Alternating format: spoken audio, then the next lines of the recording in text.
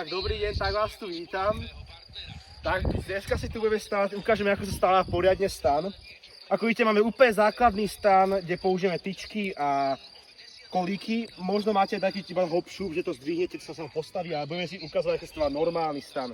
Tak prvé, čo spravíme, postavíme si tyčky.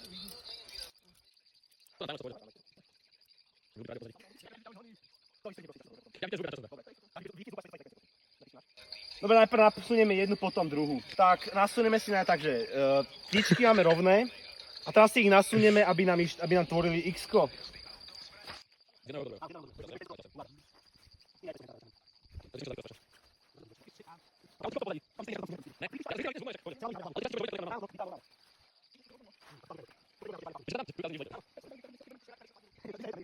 Dobre, tak, ako vidíte, sme úplne schopní ľudia.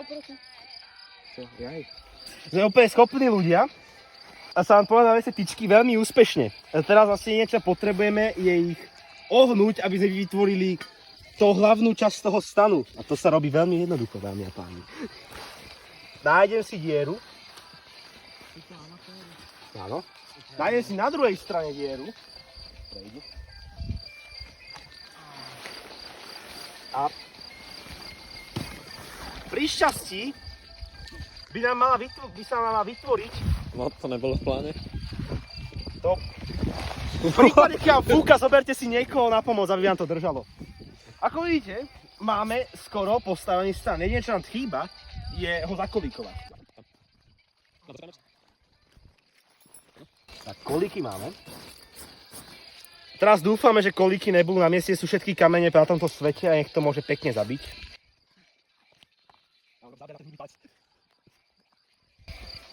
Ešte medzi tým teda uviažeme hornú šlnku, aby držali tie tyčky pokope. A stan máme na svete. V prípade, že nejste neschopní ako väčšina tohto tímu, tak mali by ste mať stan, na ktorom je ešte jedna vrstva, ktorá zabráni dažďu. Tým, že náš tím je veľmi schopný, tak iba 2 ľudia ju majú. Takáto vrstva. Asi takáto vrstva by tam mala byť. No. Takáto nejaká, aby sa to dalo ešte potom následne zazipsovať. No a tu máme finálny výrobok našej ťažkej práce. Takže vidno, že sme gramotní a podarilo sa nám to spraviť. Ďakujeme za pozornosť v tomto krásnom stavaní stanu a dúfam, že budeme pokračovať aj pri ďalšom krásnej aktivite. No tak teraz sme tu zase na plynovej sekcii, teraz si ukážeme, ako si správne nabaliť ruksak na turistiku a potom si ukážeme, ako správne dať si na chrbát, aby nás neomínal. To použijeme druhý ruksak. Tak ako prvé, čo si nabalíme, sú absolútne zbytočnosti, čo použijem ako posledné. Takže typu spacák a karimatka. Tak, keď mám tie najzbytočnejšie veci, tu sa vždy na spodok, čo nepotrebujem, to čo potrebujem na niečo navrch. Typu pláštenka, voda proti dažďu. V tomto prípade si dám navrch pláštenku.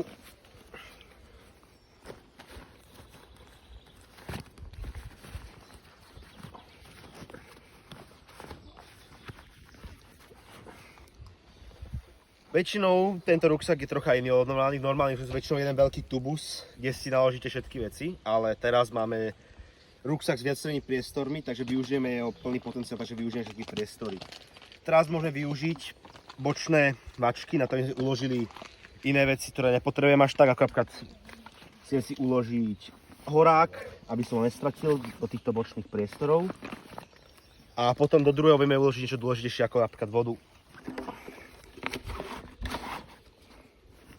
Potom väčšina ruksakov má na vrchu takýto priestor úložný, tam sa väčšinou odkladajú tie najdôležitejšie veci, čo potrebuješ, alebo niečo ľahké, čo ti až tak nezavadzá. Ja tam väčšinou balím absolútne také hovadine ako príbory, ešusy, také ľahké veci, čo mi nebudú zavadzať. Peňaženka, repelent. Peňaženka, repelent.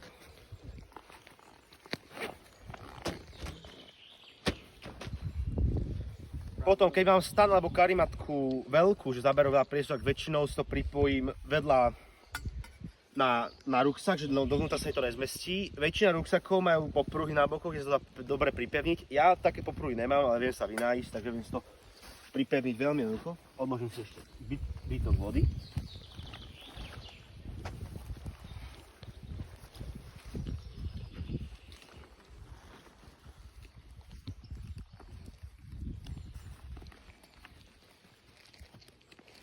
pevne zaistím, aby mi nič nevypadlo počas cesty.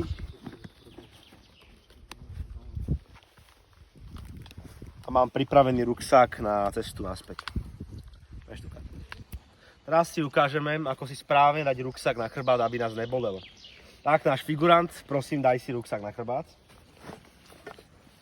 Tak. Keď si dám ruksak na chrbát, dám si pozor, aby mi dobre držal na chrbte a aby ma neomínal na žiadnej časti.